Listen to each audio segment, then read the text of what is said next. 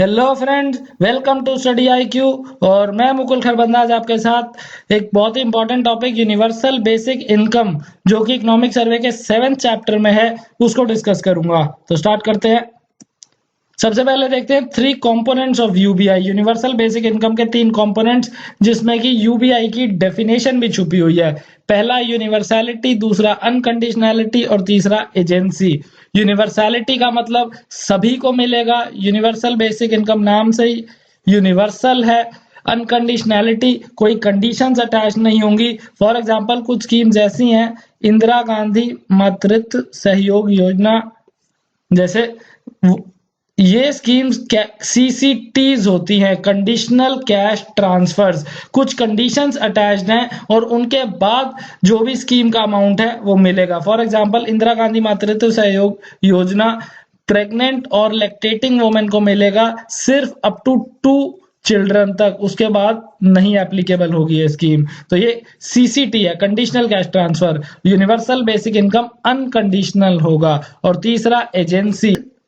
Agency का relation है यहाँ पे एजेंट से रिलेटेड, जरिया क्या होगा।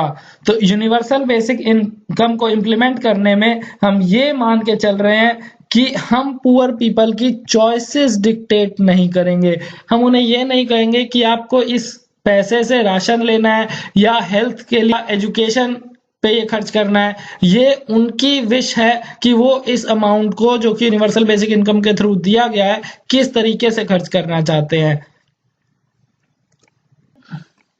पहले देखते हैं प्रेजेंट सिनेरियो कि अभी क्या चल रहा है। और क्योंकि यूनिवर्सल बेसिक इनकम तो एक कंसेप्ट है जो कि इस इकोनॉमिक सर्वे में डिटेल में डिस्कस किया गया है, पर अभी तो too many schemes running in the country. बहुत सारी स्कीम्स देश में चलाई जा रही हैं। For example mid day meal scheme, जिसके तहत स्कूल में बच्चों को न्यूट्रिशियस फूड प्रोवाइड करने की कोशिश की जाती है। स्वच्छ भारत अभियान, जिसके तहत IHHL इंटीग्रेटेड हाउस होल्ड लैट्रीन्स बनाए जाने की कोशिश की जा रही है। ICDS integrated child development scheme, जिसके तहत आंगनवाड़ी वर्कर्स के थ्रू बच्चों को इम्यूनाइजेशन हेल्थ फैसिलिटीज देने की कोशिश है। प्रधानमंत्री ग्राम सड़क योजना जो कि रूरल कनेक्टिविटी प्रोवाइड करता है गांव तक सड़कों के थ्रू। नेशनल हेल्थ मिशन, प्रधानमंत्री आवास योजना जिसके तहत BPL फैमिलीज को घर देने की कोशिश की जा रही है। LPG सब्सिडी, सर्व शिक्षा अभियान, national rural employment generation scheme, urea subsidy, food subsidy जो कि MSPs के थ्रू और PDS के थ्रू दिया जाता है। अभी आपने प्रेजेंट सिनेरियो में देखा कि कितनी सारी स्कीम्स चलाई जा रही हैं पूरे देश में। अब इन स्कीम्स में कितना मिस एलोकेशन ऑफ रिसोर्सेज हो रहा है। आप पहले ग्राफ में देखिए, कुछ डिस्ट्रिक्ट्स हैं जो कि रेड है, जहां पे सबसे ज्यादा शेयर ऑफ पुअर है। दूसरे ग्राफ में आप नोटिस करोगे उन्हीं डिस्ट्रिक्ट्स में जिनमें कि मैक्सिमम नंबर ऑफ पुअर है, वहीं पे ही कम फंड्स एलोकेट किए जा रहे हैं। तो ये कितनी ज्यादा मिस एलोकेशन हो रही है फंड्स की अक्रॉस द डिस्ट्रिक्ट्स, जो कि यूनिवर्सल बेसिक इनकम ठीक कर सकता है। और इसी प्रेजेंट सिनेरियो में हो रहा है एक्सक्लूजन ऑफ जेन्युइन बेनिफिशियरीज, क्योंकि जो लोग डिजर्व करते हैं, सही में डिजर्विंग पुअर हैं, वो बेनिफिट्स नहीं ले पा रहे हैं और उनके बेनिफिट्स कहीं और डाइवर्ट हो रहे हैं, कोई और लोग ले रहे हैं जो कि नहीं डिजर्व करते, या फिर बीच में करप्शन के कारण लीकेजेस हो जा रहे हैं। अब देख सकते हो, genuine poor find themselves unable to access program benefit. अब पहले कुछ पॉइंट्स देखते हैं जो कि यूनिवर्सल बेसिक इनकम के आर्ग्यूमेंट को फेवर करते हैं, उसकी सपोर्ट में है। पहला, सोशल जस्टिस। आपने कॉन्स्टिट्यूशन में देखा होगा, प्रियम्बल में या directive principles of state policy जो कि कॉन्स्टिट्यूशन के पार्ट 4 में मेंशन किए गए हैं, दोनों में ही सोशल जस्टिस को काफी इंपॉर्टेंट बताया गया है। तो a society that fails to guarantee a decent minimum income to all its citizens will fail the test of social justice। वो समाज या वो देश जो कि सभी अपने गरीबों को एक बहुत ही बेसिक इनकम, बहुत कम फैसिलिटीज भी अवेलेबल नहीं करवा पाता है, उसमें सोशल इनजस्टिसेस काफी प्रेवेलेंट होंगी। तो इसीलिए यूनिवर्सल बेसिक इनकम दिया जाना चाहिए। अब देखते हैं दूसरा आर्ग्यूमेंट जो कि यूनिवर्सल बेसिक इनकम को सपोर्ट करता है, पॉवर्टी रिडक्शन। आप इस ग्राफ में देख सकते हो, परसेंटेज ऑफ पॉवर्टी धीरे धीरे डिक्लाइन कर रही है। ऊपर ब्लू में रूरल एरियाज में, ग्रामीण इलाकों में, और नीचे रेड में अर्बन एरियाज में, शहरी इलाकों में। आप देख सकते हो दोनों में ही पॉवर्टी गिर तो रही है, पर ये पॉवर्टी रिडक्शन काफी स्लो हो रहा है ओवर द इयर्स। इसको एक्सेलरेट अगर करना है तो हमें यूनिवर्सल बेसिक इनकम को इम्प्लीमेंट कर देना चाहिए। It can be pegged at relatively low levels of income. काफी कम भी अगर यूनिवर्सल बेसिक इनकम प्रोवाइड किया जाए तो भी इमेंस वेलफेयर गेन्स हो सकते हैं, काफी ज्यादा फायदा देश को हो सकता है। तीसरा पॉइंट जो कि यूनिवर्सल बेसिक इनकम के आर्गुमेंट को सपोर्ट करता है वो है चॉइस, कि हम पुअर को एक चॉइस दे रहे हैं कि वो इन फंड्स को किस तरीके से यूज करना चाहते हैं। They can use the funds provided to them as they deem fit, जैसा उनको सही लगे वैसा वो खर्च कर सकते हैं। हम ये नहीं रिस्ट्रिक्ट करेंगे कि ये हेल्थ पे ही खर्च करना है, या एजुकेशन पे करना है, या स्किल डेवलपमेंट पे करना है, या उनको एलपीजी सब्सिडी के लिए देंगे, या राशन के लिए ही हम ये फंड्स देंगे। ये उन पे है कि वो इस यूनिवर्सल बेसिक इनकम को किस तरीके से खर्च करना चाहते हैं। UBI treats beneficiaries as agents and entrust citizen with the responsibility of using welfare spending as they see best. जैसा भी उनको सही लगे हम उन पे भरोसा करते हैं कि वो जिस भी तरीके से खर्च करेंगे वो सही होगा, उनके लिए बेनिफिशियल होगा। And this may not be the case with in kind transfers. In kind का मतलब है जब हम उन्हें डायरेक्टली फंड्स की जगह कुछ सामान दे देते हैं, एलपीजी सब्सिडी दे दी या राशन दे दिया, इस तरीके से। यूनिवर्सल बेसिक इनकम के सपोर्ट में बेटर टारगेटिंग ऑफ पुअर, कि इससे हम ये ज्यादा अच्छे से टारगेट कर पाएंगे कि जो फंड्स ऊपर से चले हैं वो डायरेक्टली रिक्वायर्ड बेनिफिशियरीज तक पहुंच जाएं। As all individuals are targeted, exclusion error is zero, though inclusion error is almost 60%। तो एक्सक्लूजन एरर तो जीरो हो जाएगा। एक्सक्लूजन एरर का मतलब है वो लोग जो कि डिजर्विंग थे पर एक्सक्लूड कर दिए गए हैं, वो पुअर जो कि बच गए हैं।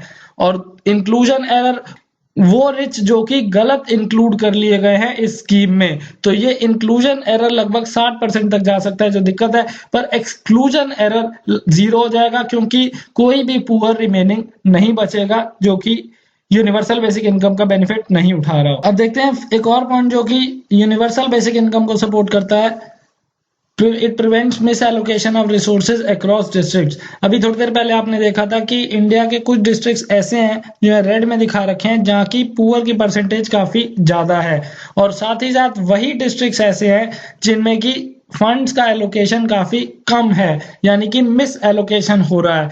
यूनिवर्सल बेसिक इनकम से ये मिस एलोकेशन खत्म हो जाएगा क्योंकि फंड्स डायरेक्टली अकाउंट्स में आ जाएंगे। तो ऐसा नहीं होगा कि कुछ डिस्ट्रिक्ट को ज्यादा फंड्स मिलेंगे और कुछ को कम मिलेंगे। सभी डिजर्विंग लोगों को यूनिवर्सल बेसिक इनकम के तहत पैसे सीधे अकाउंट में मिल जाएंगे। UBI will simply amount to transfer of resources from above and need not be accessed by beneficiaries। सभी बेनिफिशियरीज को या पुअर डिस्ट्रिक्ट्स को फंड्स मांगने की जरूरत नहीं है, उनके अकाउंट में डायरेक्टली आ जाया करेंगे। Next point, it prevents out of system leakage, जो कि लीकेजेस बीच में हो जाते थे। कुछ घोस्ट बेनिफिशियरीज होते थे।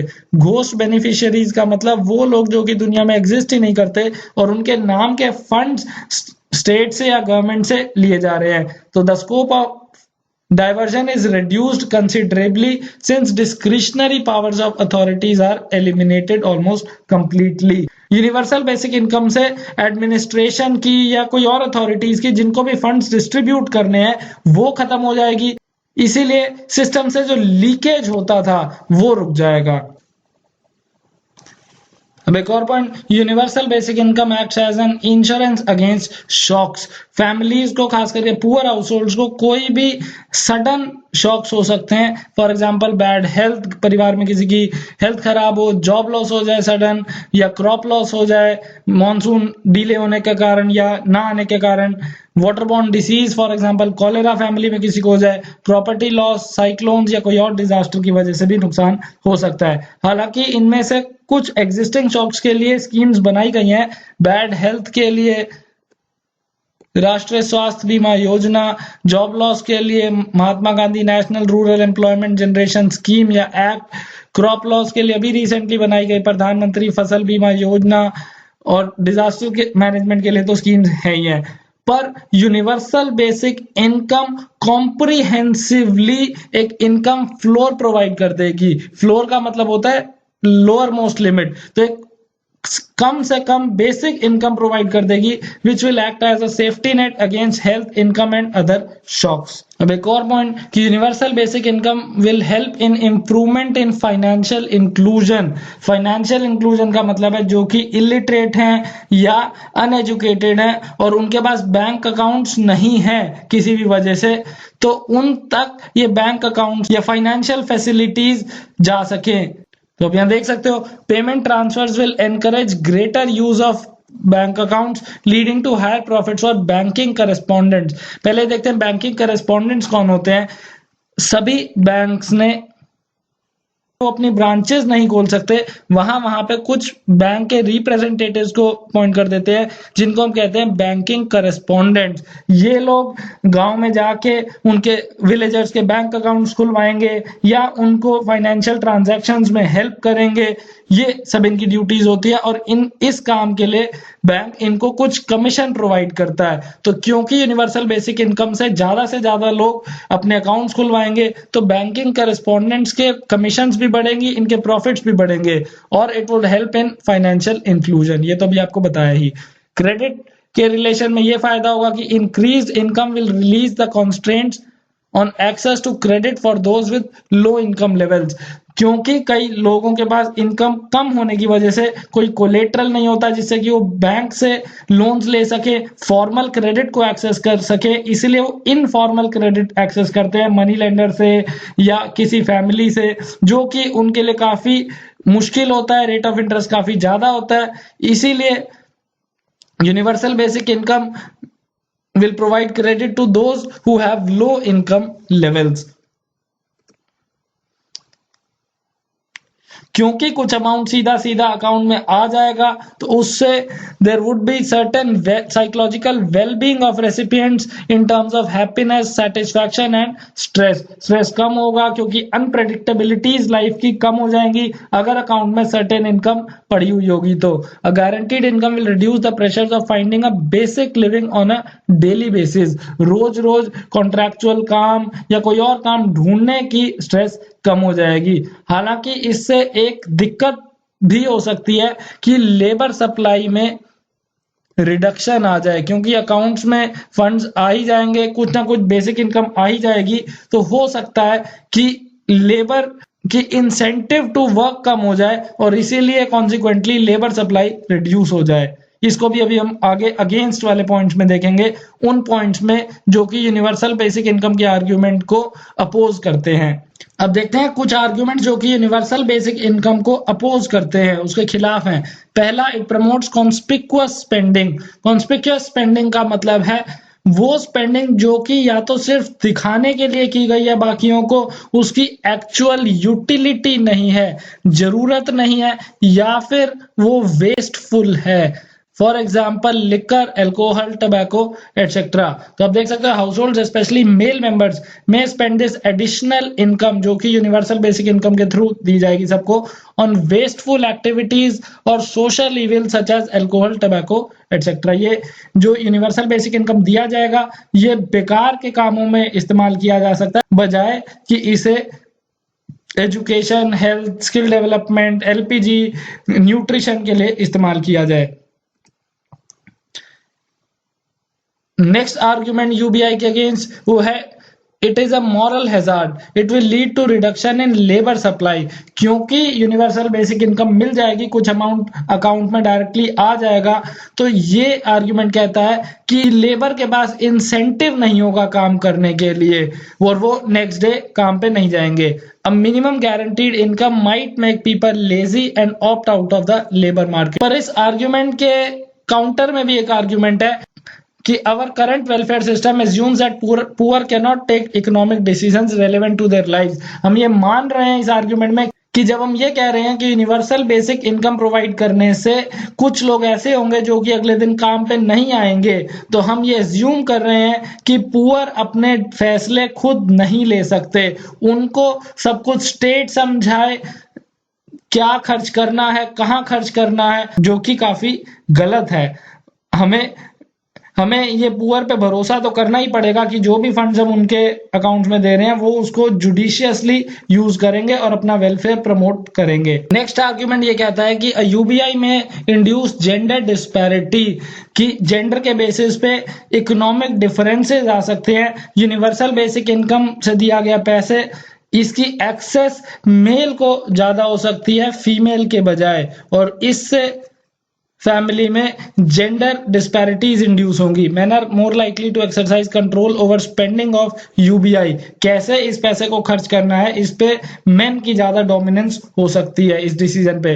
This may not always be the case with other in kind transfers. अगर सरकार इन काइंड देती है सब्सिडी, इसका मतलब सामान देती है, तो एलपीजी सिलेंडर आया घर में तो वो एलपीजी के लिए ही इस्तेमाल हो सकता है। अगर सरकार फ्री एजुकेशन दे रही है सर्व शिक्षा अभियान के तहत, तो एजुकेशन में ही स्पेंड होगा, या राशन दिया जा रहा है तो फैमिली में राशन ही आएगा उस पैसे से।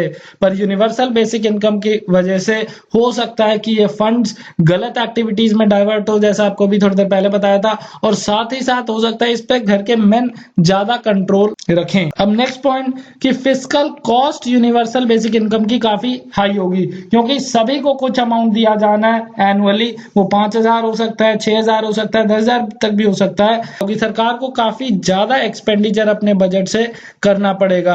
और ये और भी ज्यादा हो जाता है जब एग्जिट की काफी ज्यादा दिक्कत हो। कहा जाता है कि सब्सिडीज आर लाइक ड्रग्स, कि एक बार अगर इनको प्रोवाइड कर दिया जाए कोई स्कीम के तहत तो उसको विड्रॉ करना गवर्नमेंट के लिए काफी मुश्किल हो जाता है, क्योंकि इलेक्शंस या कोई और पॉलिटिकल रीजंस हो सकते हैं। तो once introduced it may become difficult for the government to wind up a UBI in case of failure. अगर यूनिवर्सल बेसिक इनकम का कंसेप्ट सही से इंप्लीमेंट नहीं हो पाता है या ये फ्रूटफुल नहीं होता है इंडिया के लिए, तो इसको वाइंड अप करना काफी ज्यादा मुश्किल हो जाएगा।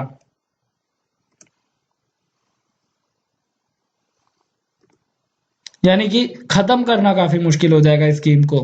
Next point, political economy of universality, कि क्योंकि हम यूनिवर्सल बेसिक इनकम सभी को प्रोवाइड कर रहे हैं तो इसमें कुछ रिच इंडिविजुअल्स भी इंक्लूडेड होंगे जो कि डिजर्विंग बेनिफिशियरीज नहीं है। तो opposition may arise from the provision of transfer to rich individuals, क्योंकि हम सेग्रीगेट नहीं कर रहे हैं रिच कौन है, पुअर कौन है, बिलो पॉवर्टी लाइन कौन है, ये सब ना करने से कुछ रिच को सब्सिडीज जाएंगी, रिच को भी यूनिवर्सल बेसिक इनकम जाएगा डायरेक्टली अकाउंट में, जो कि डिजायरेबल नहीं है।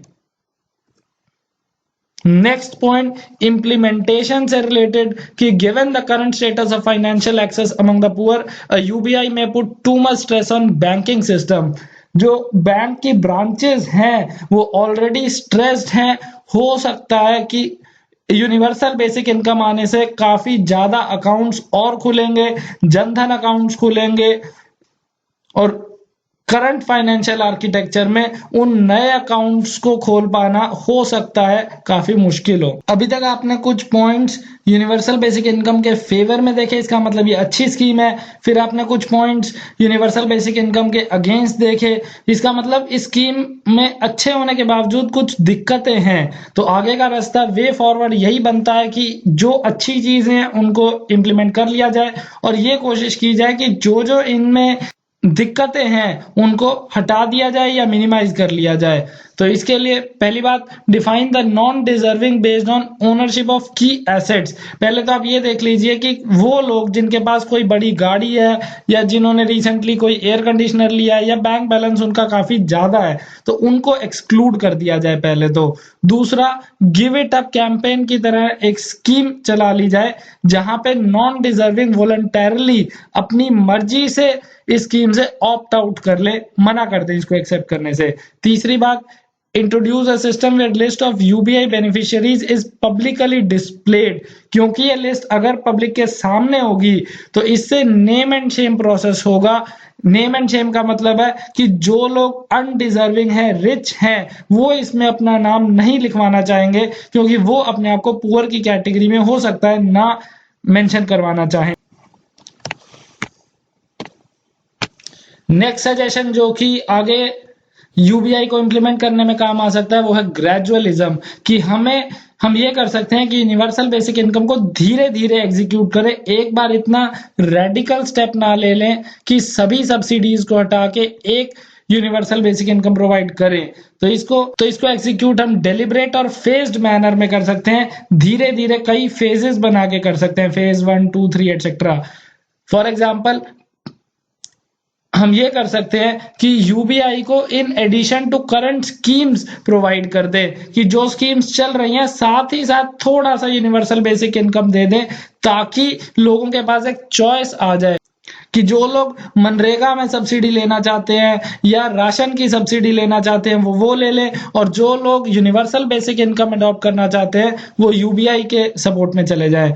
तीसरा, पहले हम ये कर सकते हैं कि यूबीआई सभी वुमेन को दे दे, बजाय कि सभी पूरी पॉपुलेशन को दिया जाए। चौथा, हम ये कर सकते हैं कि स्टार्टिंग में कुछ vulnerable groups, pregnant women, lactating women, disabled को दे दे और बाद में इसको यूनिवर्सलाइज करें, या फिर पहले अर्बन एरिया से स्टार्ट करें, क्योंकि अर्बन एरियाज में बैंकिंग इंफ्रास्ट्रक्चर अच्छा है और अर्बन एरियाज की खास बात है कि यहाँ पे सब्सिडीज पे डिपेंडेंस कम है, रूरल एरियाज में सब्सिडीज ज्यादा है, तो इसीलिए अर्बन एरिया से स्टार्ट कर सकते हैं और बाद में इसको यूनिवर्सलाइज करें। अब देखते हैं कुछ प्री रिक्विजिट्स का मतलब कुछ ऐसी चीजें जो कि यूनिवर्सल बेसिक इनकम की स्कीम के सक्सेसफुल होने के लिए काफी ज्यादा जरूरी हैं। हमारे पास ये चीजें होंगी तब यूनिवर्सल बेसिक इनकम सक्सेसफुल होगा। फॉर एग्जांपल जैम, जनधन, आधार और मोबाइल, ये ट्रिनिटी याद रखिए, JAM, जनधन, आधार, मोबाइल। न्यूज़पेपर्स में भी सुनोगे और गवर्नमेंट की काफी सारी रिपोर्ट्स में भी इसके बारे में लिखा जाएगा। तो about 1/3 of adults in India still do not have a bank account. Jan Dhan accounts खोलने के बावजूद भी लगभग 1/3 लोगों के पास बैंक अकाउंट्स नहीं है। दूसरी बात, ये लोग जिनके पास अकाउंट्स नहीं है, काफी चांसेस है कि वो poorest social groups, women, SC ST, ageing या डिसेबल्ड को ही बिलोंग करते होंगे और इन्हीं को स्टेट फंड और इन्हीं को ही सब्सिडीज की सबसे ज्यादा जरूरत है। दूसरी बात, सेंटर स्टेट नेगोशिएशंस काफी कॉम्प्लेक्स होंगी। रिसेंटली आपने देखा कई साल के बाद GST इंप्लीमेंट हो पाया, अलग अलग पार्टी सहमत हो पाई और सेंटर स्टेट नेगोशिएशंस भी काफी फियर्स थी और मुश्किल से हो पाई हैं। तो complex negotiations would be required to decide central and state contributions. इस यूबीआई में कितना हिस्सा सेंटर कंट्रीब्यूट करेगा और कितना हिस्सा स्टेट कंट्रीब्यूट करेंगे, ये डिसाइड करने के लिए भी काफी ज्यादा फियर्स नेगोशिएशंस होने वाली हैं। अब वीडियो को खत्म करने से पहले और जाने से पहले कुछ कोट्स के साथ छोड़ना चाहूंगा जो कि आप सब्जेक्टिव आंसर राइटिंग में यूज कर सकते हो, चाहे वो ऐसे राइटिंग हो या कोई और एग्जाम हो। पहला coat, There are people in the world so hungry that God cannot appear to them except in the form of bread. ये गांधी जी ने कहा था कि इस दुनिया में इतने सारे लोग भूखे हैं और भगवान उनके सामने अगर किसी फॉर्म में आ सकता है तो वो खाने की फॉर्म में आ सकता है। तो उनको रिलीजन से पहले खाना प्रोवाइड किया जाना जरूरी है। दूसरा कोट जो कि नेल्सन मंडेला, साउथ अफ्रीका के पहले अश्वेत राष्ट्रपति बने थे, as long as poverty, injustice and gross inequality persist in our world, none of us can truly rest. जब तक इस दुनिया में पॉवर्टी है, गरीबी है, अन्याय है या इनइक्वालिटीज हैं, तब तक सभी को काम करते रहना पड़ेगा और देश की और दुनिया की तरक्की के लिए पूरी हिम्मत और हौसले से आगे बढ़ना पड़ेगा। अब last quote, the real tragedy of the poor is the poverty of their aspirations, कि पुअर के पास कम उम्मीदें हैं इसीलिए वो पुअर है।